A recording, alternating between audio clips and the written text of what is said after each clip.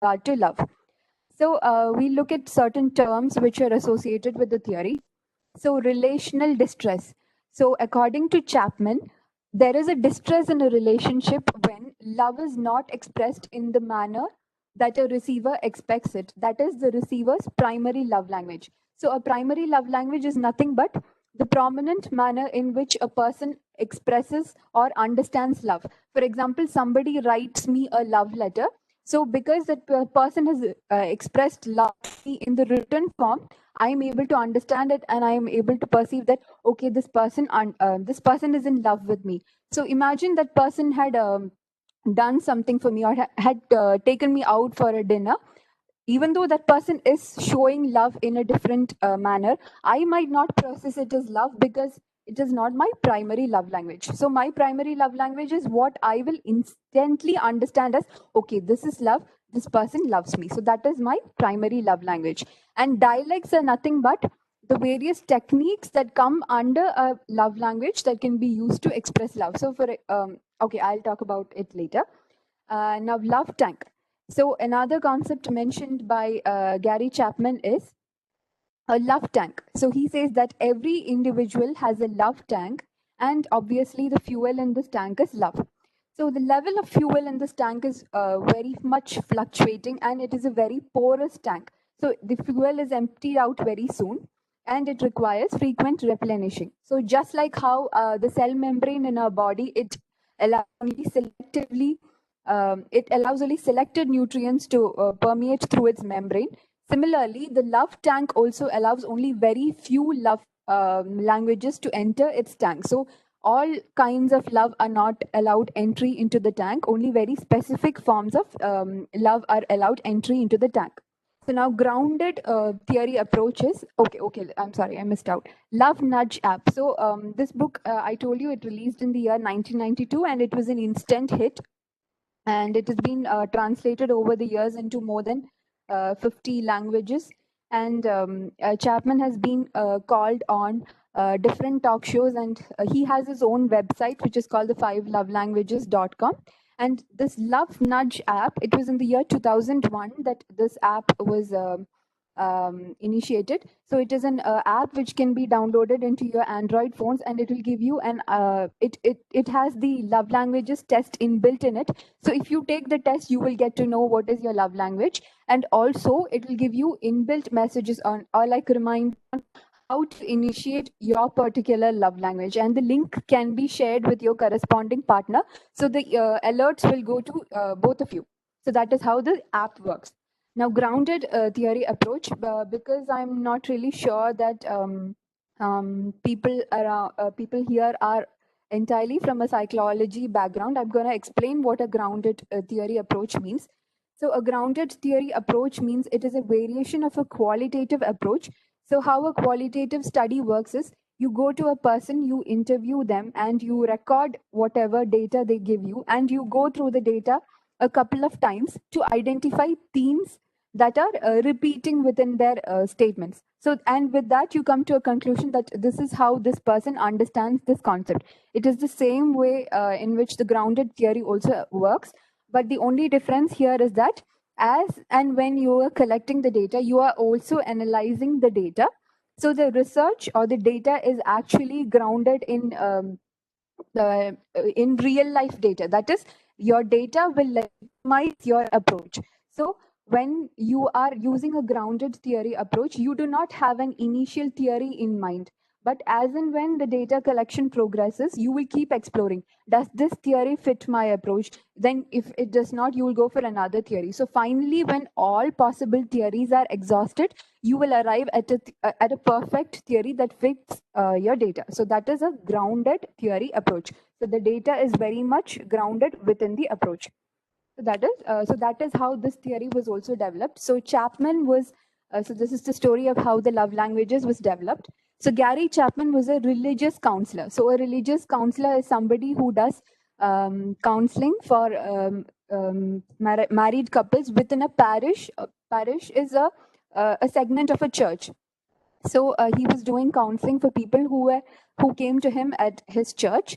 And over the years, he started to notice that there was a pattern in the complaints that came to him. So The complaints were like, he never shows love to me. But when you would ask the husband would say, I try my best to show love to her, but she does not understand it. So that is when Chapman got the clue that, okay, though both of them are trying to communicate love, the other person does not understand it, because there is a medium for communicating love, in which that is specific to a person. That is only if you show it through this manner, then the person will understand it. So that is how he came up with these concepts of with the concept of a love language, and he started categorizing these complaints raised by the partners into these 5 categories, which we will talk about shortly.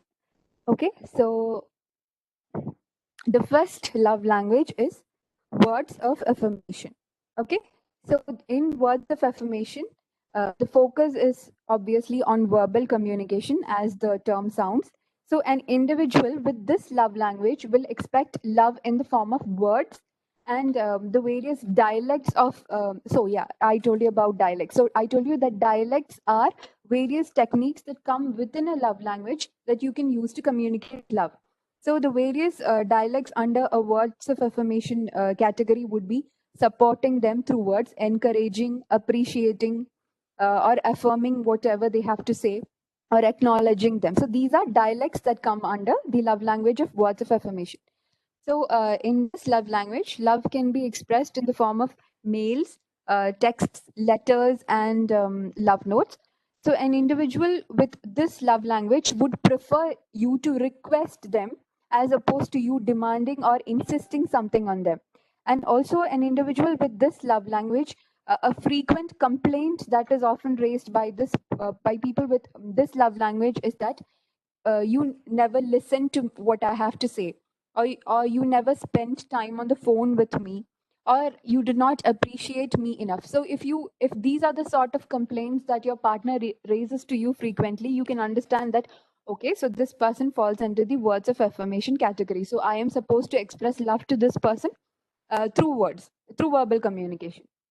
Okay, and harsh words, or words that hurt them, verbal abuse, criticism, etc., are strict no-no for such individuals. And research has proven that when you employ affirmative words in your communication, it helps to improve the cognitive functions. So cognitive functions, I'm saying it for the people who are not from a psychology background. A cognition is anything to do with the brain. That is the brain processes, which include thinking, reasoning, problem solving, decision making, creativity, etc. So when you employ words of affirmation, it research has shown that the frontal lobe of your brain, which takes care of these cognitive functions, it is activated and the functions are strengthened. So an individual with words of affirmation as their love language, they would prefer an adult to adult interaction. So I told you that these people, one second. Okay, Rex is requesting to annotate the shared content. I'm not sure what do. Okay, that's gone. Okay, right. So, like I told you, an individual with words of affirmation is their love language. They would prefer an adult to adult interaction. That is, when you have to talk to them, you talk to them in an equal manner. That you treat them, you treat that person as an equal. When you have something to say to them or ask of them, you pose it in the manner of a request rather than you demand them that you do it this way, or you insist that no, I like it this way and it should be done. Should be um, these are words that you shouldn't be using with a person who has words of affirmation as their love language. They would prefer requests and an adult to adult level interaction. So I hope this love language was clear.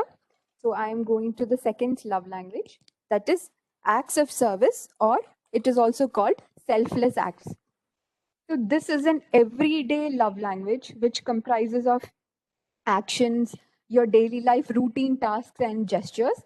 This language in particular, it is highly time consuming and highly exhaustive in nature. For individuals who have this love language, it is the actions that hurt more compared to the words. So a person who expects this love language, it might appear that they are slightly dependent or demanding to the other person. that is, their behavior might appear slightly clingy to us. We might come to the conclusion, we might assume that why is this person not able to do even the small task. We might try to demean them, or their behavior or their requests may sound as they're trying to be dependent on us. So that is a problem with this love language. And research has also shown that when a person uses acts of service as their love language, it leads to an activation of the reward centers of the brain. So that will basically render us the emotion of pleasure. So, okay, I'm going to ask you people to please type in the chat box. Can you think of a few dialects for this love language, just to see that you are keeping with me, that you are understanding the concept? Can you think of a few dialects for acts of service? How can I express my love through acts of service? I'm going to wait for your replies in the chat box.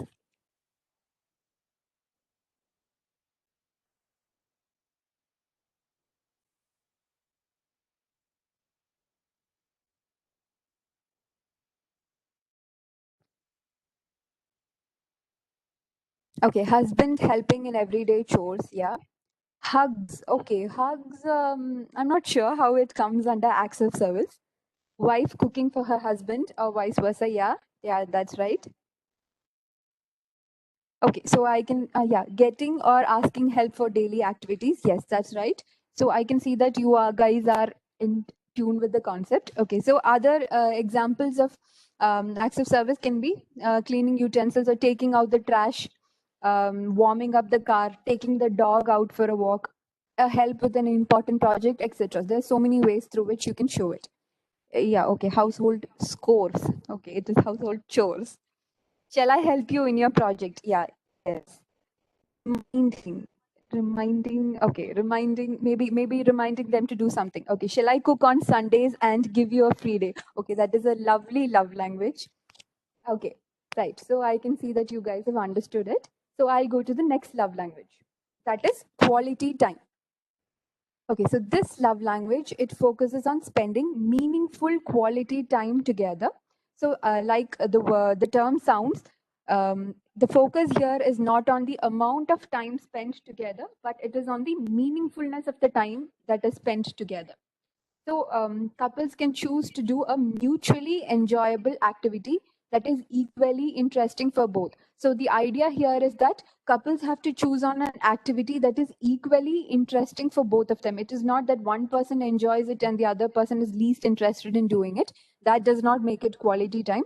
Both of them have to be equally interested and they should enjoy it equally.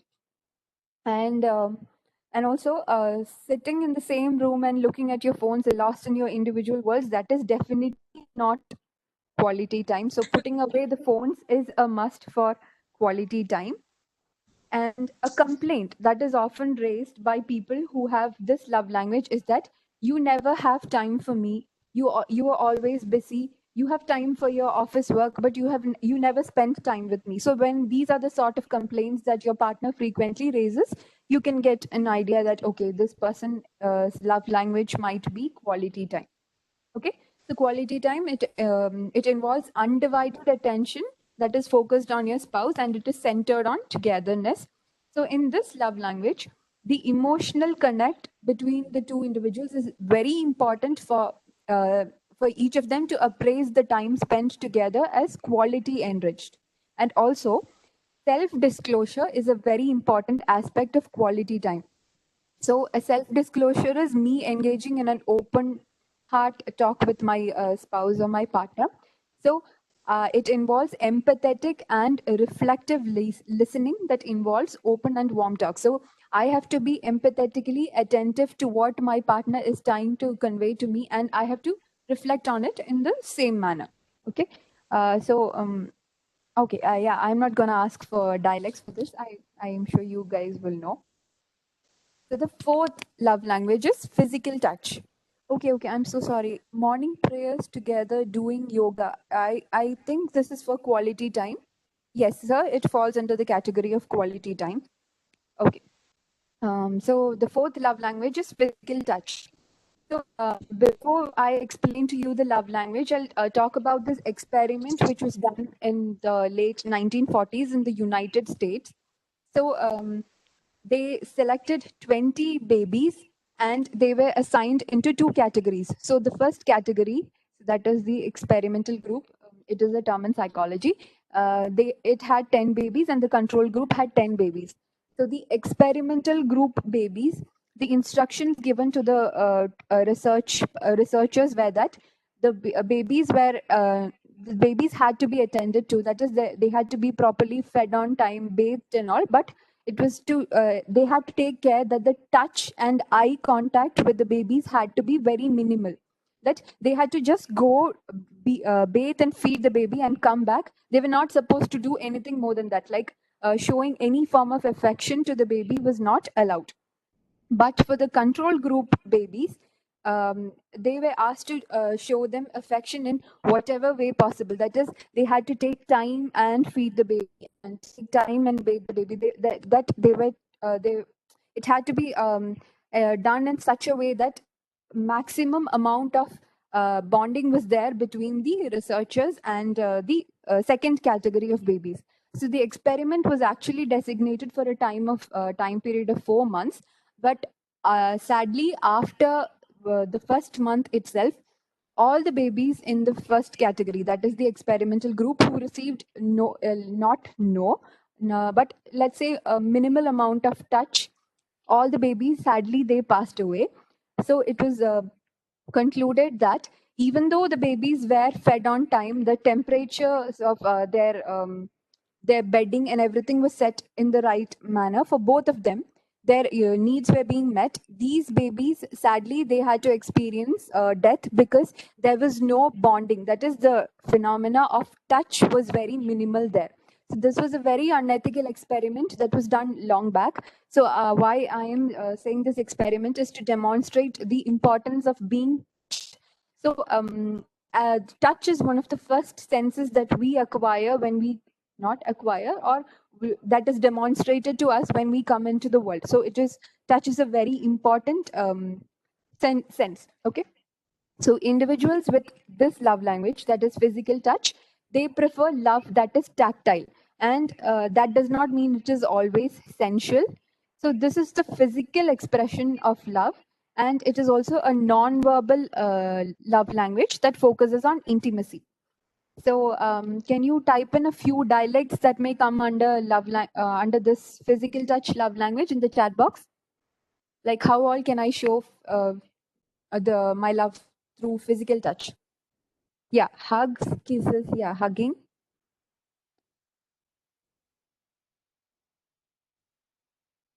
Any more?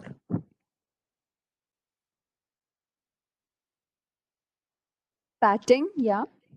Yeah, holding hands, yes. Okay, right. So I can see, yeah, okay. Gentle massage, oh, okay, wow. Expressing love through touch, yes. Holding hands while walking, okay, yeah, right. Okay, so I can see that you guys have understood it. Okay, so it is not, like I told you, it is always not focused on the sexual act of that comes under the physical touch. It can be simpler, milder forms such as holding hands, cuddling, laying your head on the shoulder, hugging, and it can also be the more intimate forms. Okay, so this is the love language that is considered exclusive in terms of intimacy to a marital relationship. That is, the extreme form of a physical touch is actually to be exclusive to a marital relationship, but in recent days it is not the case. But let's not go there. Okay, so tactile reassurance is an important aspect of all relationships, which can be beneficial during times of sorrow or grief, and on a pat on the back to signify appreciation and encouragement. So these are also the other dialects. Okay, more, okay, wrap around the shoulder, just a firm handhold, handshake. Yeah. So all these are dialects. Okay, so now a major disadvantage of this love language is that it is highly deteriorating as time passes. That is, this is the expression of love language that is expressed in the highest level at the initial stages of a relationship, be it a romantic relationship or even a marriage. But as time passes by, this particular love language, the expression level comes down, or this is often taken for granted. And also, individuals with this love language, they are highly sensitive to physical abuse and the trauma that is a resultant of it. So there is also a culture difference that plays an important role with respect to this love language. So in Western cultures or in individualistic cultures, a more open expression of physical love is seen.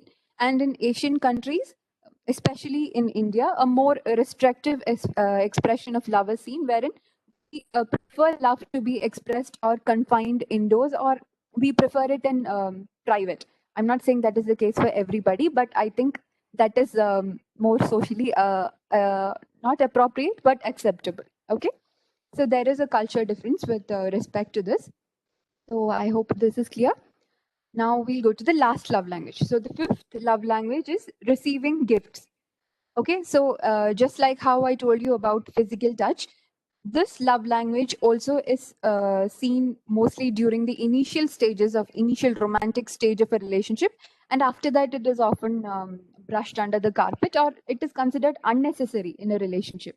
So this love language, it involves surprising your partner, and this is a very visible form of affection, that is, you can something that you can touch and feel. Okay, so this is the love language that can be creatively expressed, and it is not the gifting or the present or that is the focus of this love language, but it is the creative thought that is considered relevant behind the love language. So the fact that you were paying attention to what I said, that I had once maybe said that, okay, I would like the complete set of Harry Potter books, and you paid attention to it. I might have said this long back, but then you bought this for me. So the fact that you were paying attention to my conversation and you bought it for me, so the thought or the effort that goes behind the presenting is what matters in this love language. And some individuals, they look at this love language as a form of they look at it as a greedy perspective, that if I say that my love language is receiving gifts, then they immediately tend to classify me as, okay, she's very materialistic, or she's very flamboyant and showing off. They immediately tend to place me in that category. So this love language, it need not always involve expensive presenting or spending in terms of money. Sometimes the mere presence of an individual itself can be considered as a gift. So imagine it is a time of distress. Somebody near to me has passed away. The very presence of my partner next to me saying that, okay, I am here for you, that itself is a gift to me. It does not have to be something that is tactile or something that I can hold on to. Okay.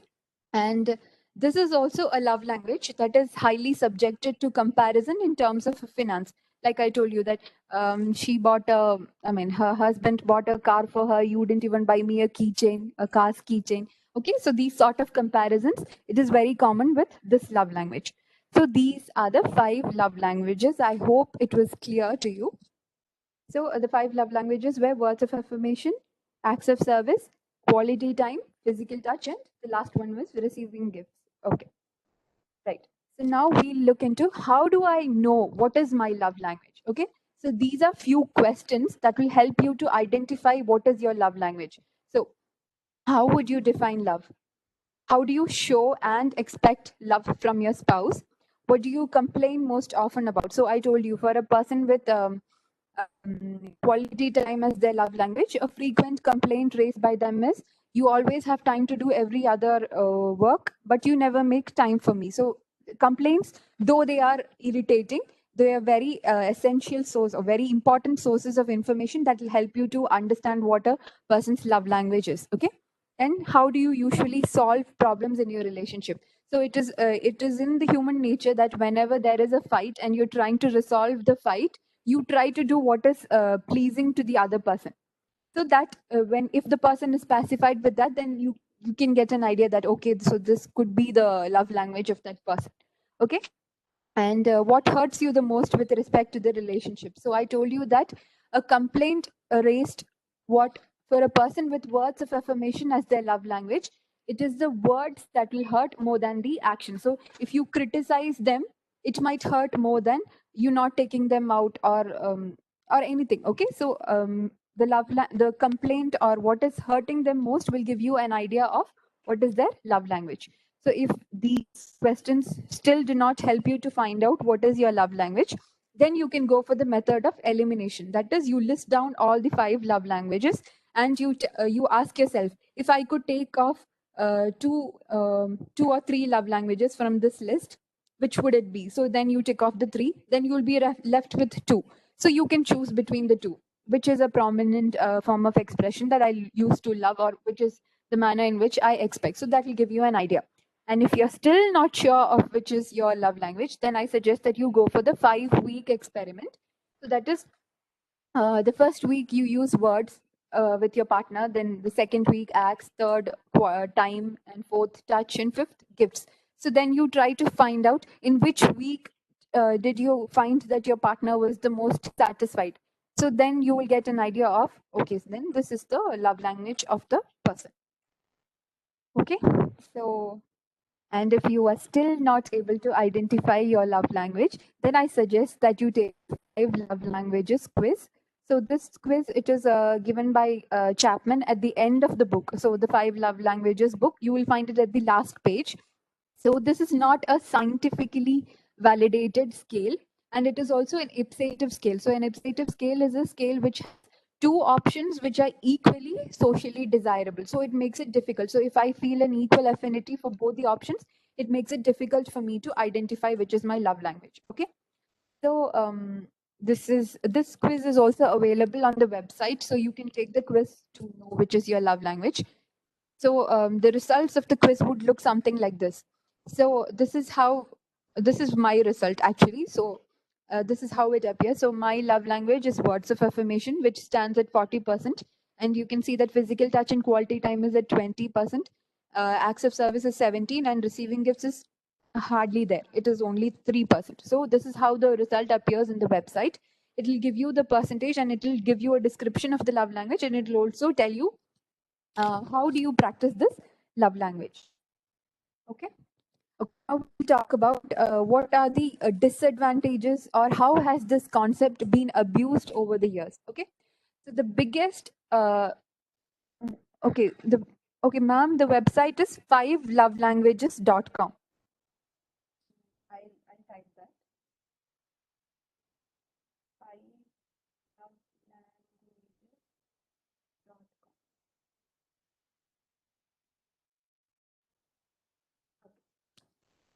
Yeah. So the biggest disadvantage of this book is that people use this concept to preach it to others without completely reading the book or without fully understanding it. So especially now, this is very common that when you go to a marital therapist, they refer this concept to you. That they ask you, they say you to practice the love languages, but it is most of the times it is the case that that person themselves wouldn't have read the book, or they wouldn't have understood the concept completely.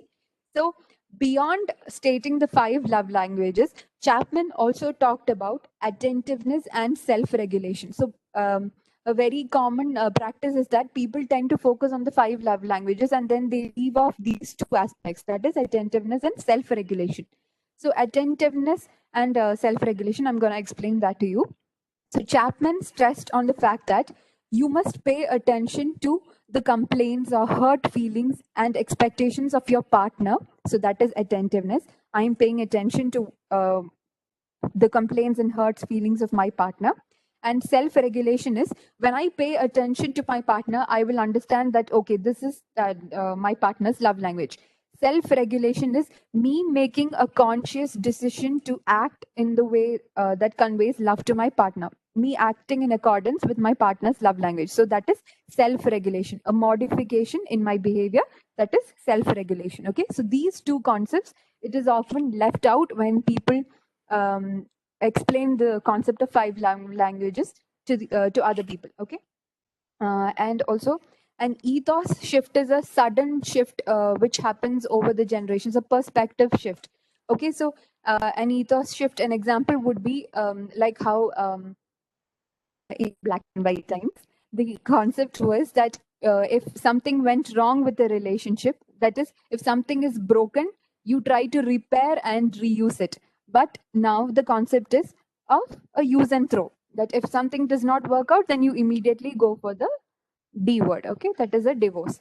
So that is an ethos shift. So in respect to the concept of a love language, the ethos shift is that before, the idea was that you identify the love language of your partner and you start initiating it. But now, over the years, the concept has been abused to such a great extent that now what people understand is that, okay, I need to find out what my love language is, and then I have to find out a person who has a similar love language, or I have to force my partner to follow my love language. So that is the ethos shift which has happened in terms of this love language. Okay, and another disadvantage is that people often use this concept as a means of asking what they, as a way to ask for what they need. So when I understand that words of affirmation is my love language, I immediately go and tell my partner that from now on, this is how you're supposed to express. I'll explain the whole love languages concept to them with this self-centered idea in my mind that, okay, if I tell my partner this concept, then he'll start expressing love as in how I need. Okay, so there is a selfish motive to it. So that is a disadvantage. And also, some people say that love should be expressed in the natural way that it comes to you. So love must flow. That is how people talk about love. But sorry, that is not what Chapman said. Chapman said that love is a conscious effort wherein I try to make modifications in my behavior when I understand that my partner's love language is something else, which might not be exactly what I was doing all over the years. If it was a different thing, then I make a conscious change in my behavior. Okay, so love is not always natural.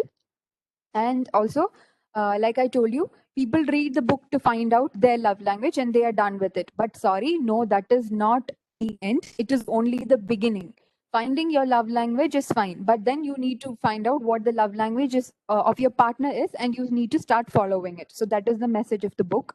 So now Julie Gottman's criticism. So Julie Gottman is a very important person that can be found in the field of psychology with respect to theories of marriage. So the Gottman's theory of a sound relationship house theory. I'm sorry. Is somebody asking something? Okay. Right. So, Gottman's sound house relationship theory is a very famous theory in the area of marriage. So, they had criticized this theory quite enough. So, I'm going to explain that. So, Julie Gottman, I'm assuming she is Gottman's wife. So, she had said that a love language can vary within a context, and certain love languages are meaningful in certain contexts. So, like I told you, in the event of a death, the love language that a person would expect is a reassuring pat on the shoulder, or somebody saying that I am there for you.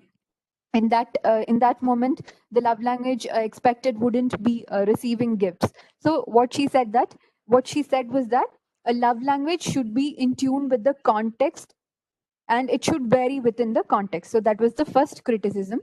And the second criticism was that she said that at certain times, even if you express love, it can feel inadequate. For example, imagine that I'm waiting for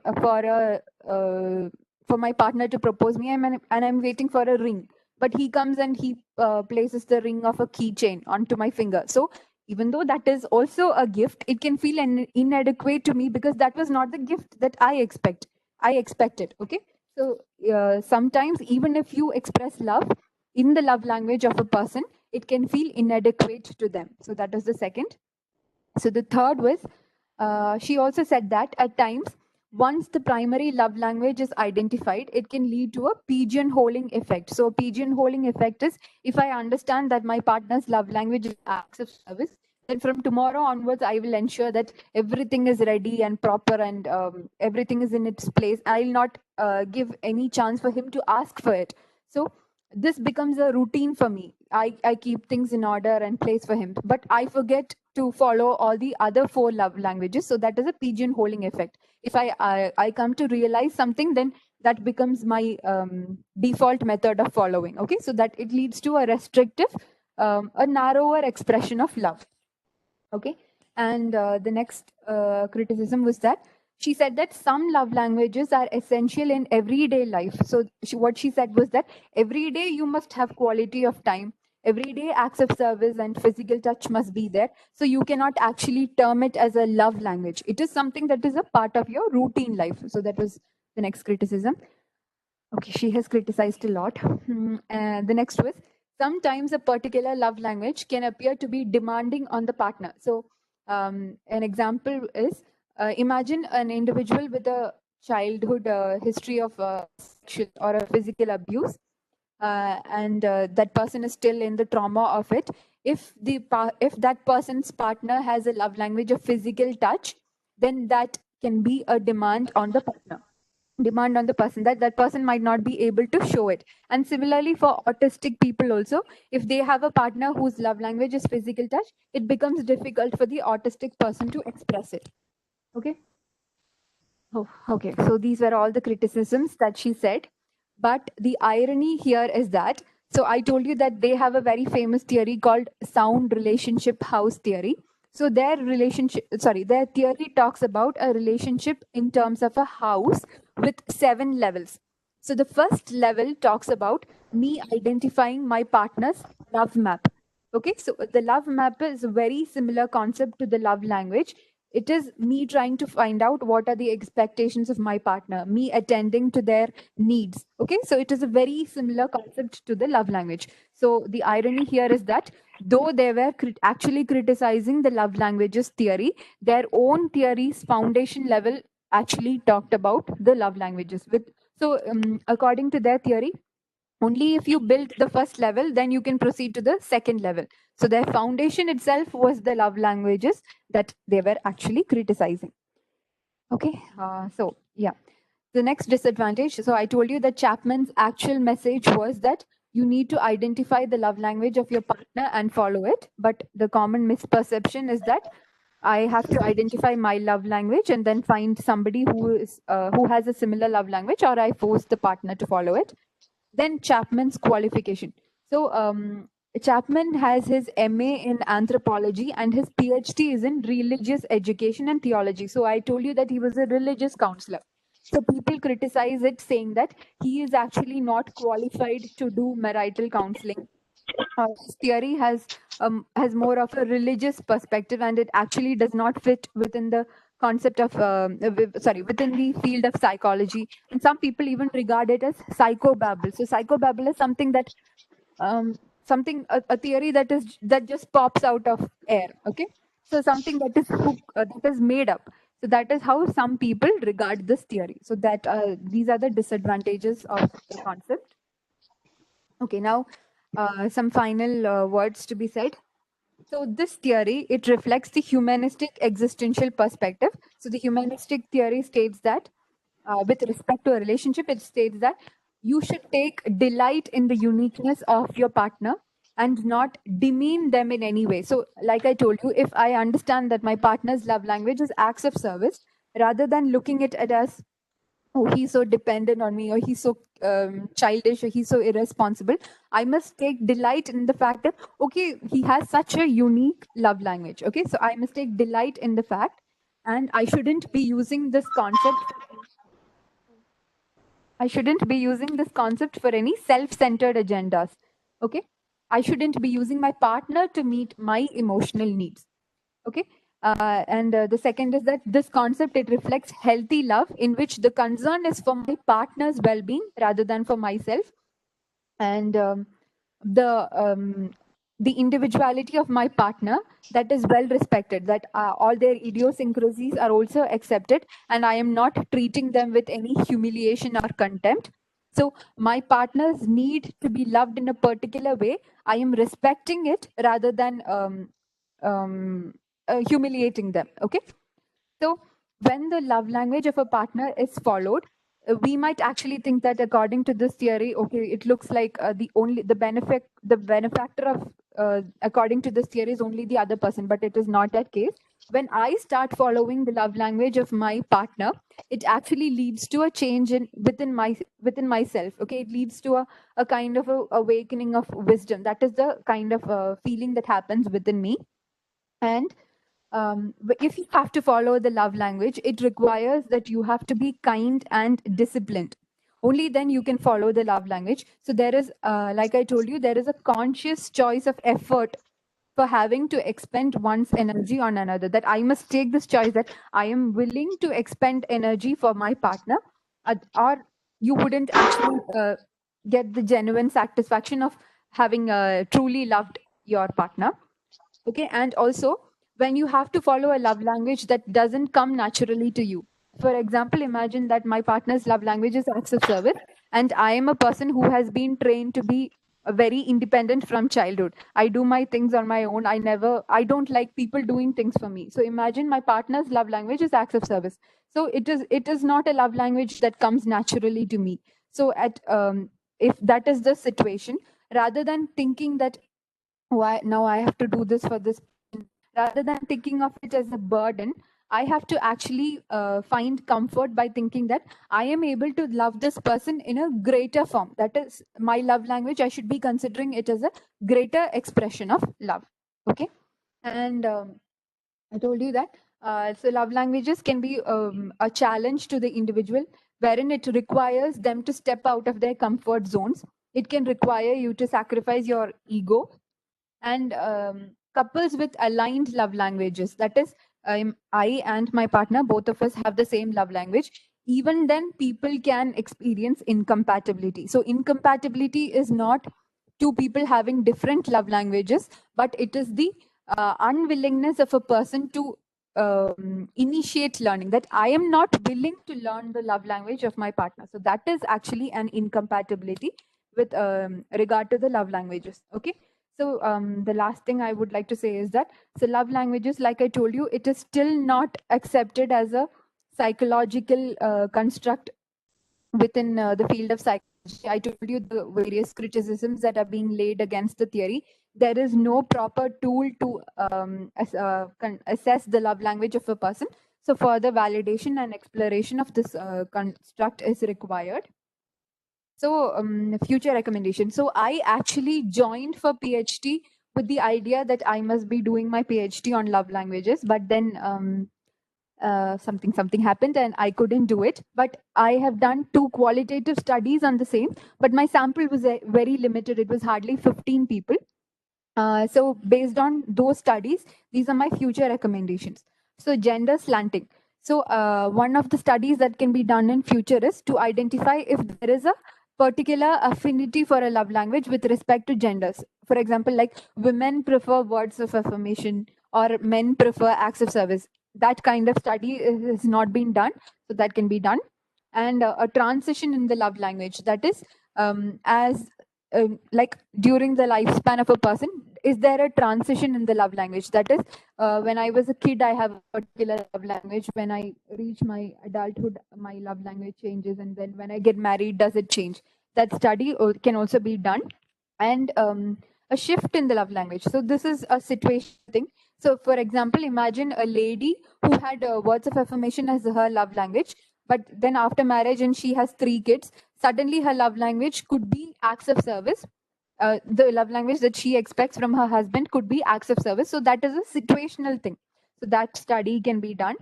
And universality of the construct, whether the love languages, the concept, does it apply to all cultures? That study can be done. Then the Indian love languages. So I told you that my initial idea for PhD was I wanted to find out what were the Indian love languages. So in the studies that the 2 studies that I did, the only love language that came new was fidelity. So fidelity, I am not really sure that whether I should be placing it under the category of love. It looks like more of a trust dialect to me. But then that was the only love language that came out new. A lady reported to me that she expresses her love to her husband by being trustable, that she knew her limits with other men. So this was the kind of response that she said. So the only way I could classify it was fidelity. So I'm not sure of that. So future studies can be done to find out specific Indian love languages. And like I told you, though incompatibility is my unwillingness to learn my partner's love language, whether there are actually love languages that are completely incompatible, that these two love languages will never go together. That study can be done.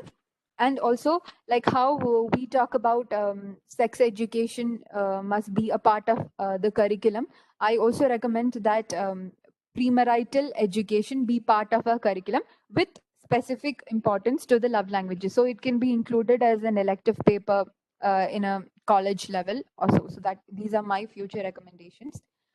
And these are the references that I have used. Of course, I've used many more references, listing out the main. Blend with this. A happy marriage is about three things: memories of togetherness, forgiveness of mistakes, and a promise to never give up on each other. Thank you so much. Okay, now I'll take questions if there are any.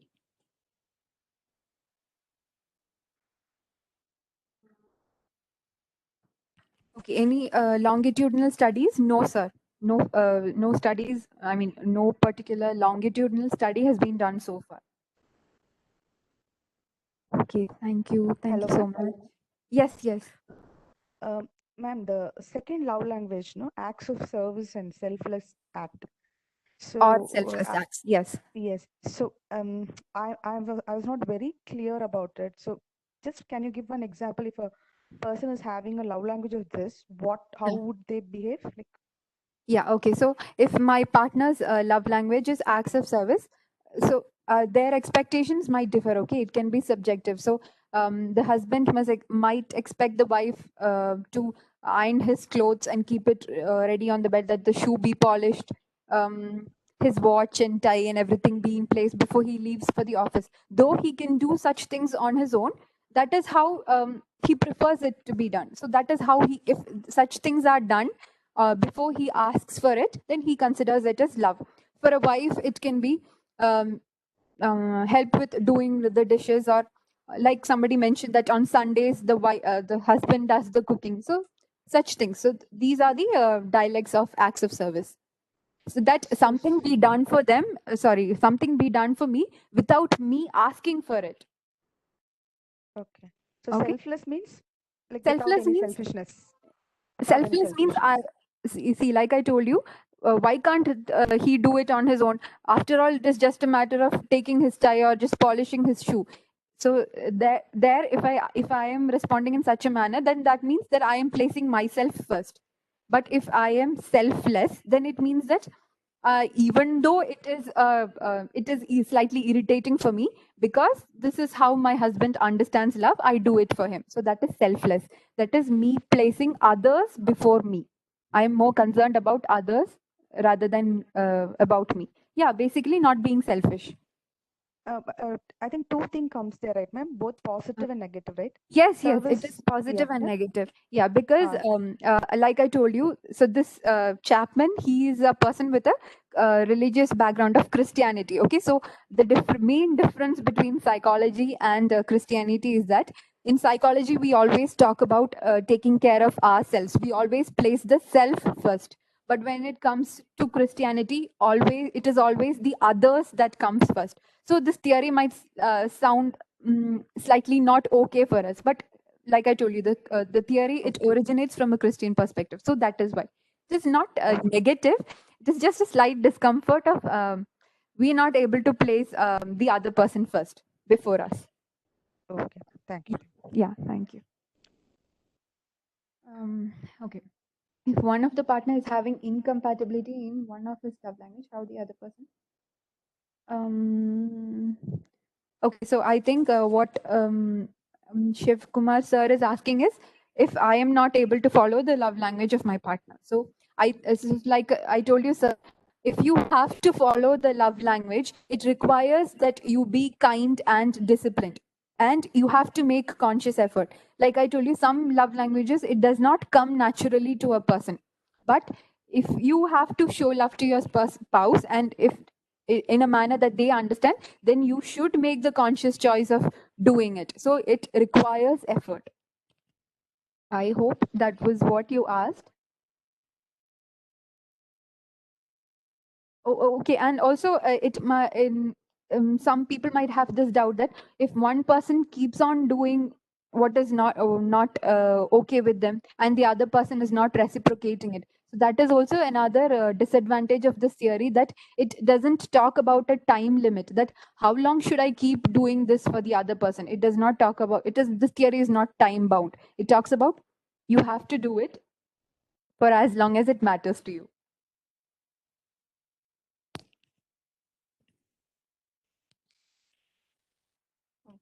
Thank you, ma'am. Hello, Asha. Can you hear me? Yes. Yes. Yeah. So my doubt is that is it possible Mm. for one particular individual to have more than one love language? Yes. So I failed to mention that actually. So there is something called a secondary love language also. Like a primary love language, there is also a secondary love language. So when you take the test, like for me, you saw that words of affirmation was at 40%, and quality of time and acts of service, it was both at the same percentage. For some people, the first love language, that is the primary itself, comes at equal percentages. But that is actually um, let's say a fault of the tool. It is not actually possible, but some people feel that no, I'm not really able to choose between both. But I think that it is an advantage for their partner, that they have another alternative also for them to follow a love language. Yeah, it is possible that a person can have more than one love language, a primary love language. Okay, thank you. Yeah. What happens? People keep divorcing, getting married again, divorcing. Okay, so the like my first slide itself, it was why do marriages fail? So the reason for marriages failing itself is that we keep using the love language, that is we keep using our love language. Okay, so love language that comes naturally to us, but we are not paying attention to what the love language of the other person is. So either person is getting their emotional needs fulfilled from other source, or they think that this person is never going to express love in the way that I want it. So that is the reason why divorces happen, and they marry another person and they keep doing the same thing. So the basic idea here is that you have to find out where is this fundamental problem, the root cause, what exactly is going wrong. So if that can be identified, then I think a remarriage is not necessary. Okay, how all this works in a distance relationship, or the partner is in another place. Okay, yeah. So for a distance relationship, among the 5 love languages, 2 of these do not apply. So that is quality time and obviously physical touch. So I suggest that you go for the other 3 love languages. You use the other 3 to your maximum, and hopefully when the other person comes back, you can use the other 2. You use the other 3 for now, and when the person comes back, you use the other 2. How to deal with a workaholic husband? Workaholic husband. Okay, so if that person's, so I can only answer this question if I know what the love language of the workaholic husband is. So I suggest that you follow the love language of the workaholic husband. I'm assuming that this person's love language is quality time. I'm sorry, ma'am, but I told you that this theory's focus is not on the self, but it is on the other person. So please initiate following the love language of your husband. Hopefully, someday he'll realize and he'll reciprocate it back. Hello, ma'am. Yes. Just out of curiosity, I'm asking, this Yes. love language, is it Mhm. like a therapy? Does it come under any therapy, or it is just Um, out of psychology? No, What is that? no, ma'am. Like I told you, the very construct itself, it is not accepted within psychology. Psychology does not Okay, accept it as a scientific construct. So we have to keep doing research for it to be included in this field. So it is not actually a therapy. Let's okay, say that it is something that can be used in a spiritual therapeutic session. But now that okay, we are aware of this concept, we can initiate it in within our family. You need not go to a therapist for them to tell you that okay, this is your love language, you better start following it. No, if you go through the theory, you read the book, you take the quiz, you yourself will you will be able to identify it for yourselves, what is yours and your partner's love language. So you can initiate it. You can use the various dialects to initiate it. I don't think you have to wait to go for therapy to initiate okay. it. So Yeah. what this can be put it under? Like the term is like love language therapy or love language No, counseling. it is only What can I call love it, like, language. to You know? can you Oh, can love call it language. a medium for communication. This is just Okay, love another language. technique for communication. Okay, okay, okay. Yeah. Thank you. Yeah. Okay. Mm. Some women need only their husband's care and love, and not their parents' mother. And is this come? Okay, so this love language, it is strict for now. For today's presentation, I was talking in the context of love between a husband and a wife. This love language concept, it applies for everybody who is there in your life for a considerable amount of time. Okay, so I hope a mother-in-law comes under that category. So yes, if you can identify what the love language of your mother-in-law is and you can initiate it, that is a great thing. It is not just for romantic partners, or it is not just for boyfriend girlfriend, or not for husbands and wives. It is for everybody who is there in a committed relationship with you. Ma'am, sorry. Again, I wanted to ask one question. No, For that's okay. example, if a husband is not spending a quality time with a wife, Okay. so does that also? I'm just finding it okay. My husband is not spending the quality time. He doesn't like to spend time. So Uh-huh. does it also come under the quality time? So the love language of my husband not spending time is also coming under a quality time love language of him. No, that is actually a complaint raised in the love husband not spending time. I think the love language of the husband must be something different. Then he must be using some other way to express love to you. Your love So that will language come would be under quality my. time. So your Okay, love so language is quality time, not your okay, husband's. he's not spending, so I tell it. So it is That is my. your love language. Yes. Okay, okay, fine. Yeah. So then uh, what What is the love my language husband of will your come under? husband? Ah, I'm not. that point. So that is I'm not not. at all for him, right? Then No, no, no, no. It is it not is for for him. me. If It's you my are language. complaining Oh, that my husband doesn't spend time with me, then that is your love language. my language. Okay, ma'am. Understood. Okay. Understood. Yeah. Yeah. Yeah.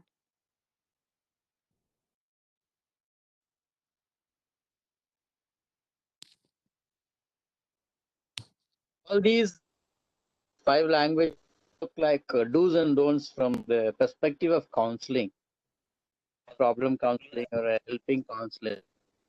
The thing is, there is also a meta language which includes all these languages and goes beyond it, which says I trust in each other. Whatever way we communicate, we accept. We don't have a breakage. That comes the majority of the people who live very happy and contented life.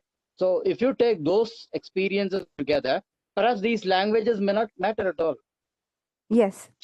So, sir, it is not that only love languages will help a relationship to prosper, or that is the only thing which will lead to marital satisfaction. It is one of the techniques that can be used to enhance marital satisfaction. Of course, there are other techniques for enhancing marital satisfaction. This is only one of the basic techniques. That is, this is the most easiest way of resolving a marital conflict. This is not the only way to resolve. Yeah. Yeah. Yeah. Yeah. Actually, it is a very good session as per my understanding. Uh, Thank you, sir. Question and answer session, usually we'll have a moderator, and without them, I think you have spontaneously taken up the questions and given the answer. And Thank you. I feel that the appropriate answers are very clear about that. So today's topic is about one of the medium, not a psychological, it's not a therapy. It is a strategy they can use for enhancing their relationship. Lovely input. Thank you. Our amazing presentation today. Now I request Salim sir for a vote of thanks. Thank you, Suresh sir. It's my pleasure to give the vote of thanks today. So it was a very nice session, awesome, ma'am. The title itself, it was different. Mend it, don't end it. So it Thank started you. with, I think, French word, come and come or something. So in that itself, we understand the love language, how we are dealing with our partners. So it's not a very good eye-opening. So on the five language, like Chapler's this thing, words, gift and touch, act and time. So it was very well explained by you in the more than our session. So we understand we have to give the which percentage in our own life. We have to find the thing. For example, it is a word or it's a gift, it's a time or act. That's depend on individuals. So you very well explained that one. So it was a very Thank good you. session, ma'am. And qualitative, not only qualitative, it's very quantitative also. And of course, you've done some research, no, gender slanting and transition, shifting, and all those things. Probably it's a budding area, Thursday area. Probably future researchers can concentrate on this gender slanting also. I think so. Yes. And of Yeah. course, Indian language, love language also. It is a very good. It will be useful for this thing. So only thing we understand the expression and expectation. That is the whole matter, I think. Yes, What we are sir. expecting and what we are expressing. Expressing. So Yeah. that is the formula for the love language: expression and Yes. expectation. Nice inputs, ma'am. So Thank you so we much, want sir. to, we want to thank you to you and all the participants today who are presented, and on behalf of American College Madurai and Madras School of Social Work Chennai and Department of Psychology, Madurai Kamarajuru University, MS Chellamuthi Institute of Rehabilitation Center, Madurai, and Red Pond Education Institute, last but one, Psycho-Oncological Association, Turkey. So thank you one and all. Thank you, Asamam. It was a wonderful session. So Thank you so and much. very useful to the everybody's life. Thank you. Thank you. Thank you. Thank you so much, sir, for the opportunity, and thank you, participants, for your active participation in the chat box. First, I was really disheartened that there's nobody, but I'm really happy that I have such a good number, and your interaction, it has really supported me. Thank you so much for joining. Thank you. Thank you so much. Thank you. I will meet tomorrow with another session. Join with your friends and family. Thank you. Thank you. Thank you. Bye. Thank you, ma'am. Thanks, Asha, for accepting when I called you. Thank you, sir. Thank you. Thank you so much. Yeah. Thank you.